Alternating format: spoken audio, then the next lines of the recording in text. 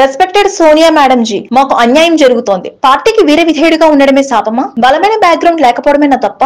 అన్ని అర్హతలు కలిగి ఉన్న నాకు కాకుండా వరుసగా ఓడుతూ ఉన్న వ్యక్తికి టికెట్ ఇవ్వడం ఏమిటి అంటూ తన ఆవేదనంతా వెళ్లగక్కారు కాంగ్రెస్ పార్టీ పాలమూరు నేత సంపత్ కుమార్. నాగర్ కర్నూలు టికెట్ కు అన్ని అర్హతలు కలిగి ఉన్న నాయకుడు తానే అంటున్నారు సంపత్. కాంగ్రెస్ సీనియర్ నేత మల్లు రవి కొన్ని రోజులుగా పార్టీలో యాక్టివ్ గా పనిచేస్తున్నారు. అసెంబ్లీ ఎన్నికల సమయంలో ఆయన రెబల్స్ ను బుజ్జగించే పనిలో సక్సెస్ అయ్యారు. ముఖ్యంగా పటేల్ రమేష్ ని రెబల్ కాకుండా అడ్డుకున్నారు. ఇలాంటి ట్రబుల్ షూట్ చేయడంలో ఆయన సక్సెస్ అయ్యారు. దీంతో ఎంపీ ఎన్నికల నాగర్ కర్నూలు టికెట్ ను ఆశించారు మల్లు రవి.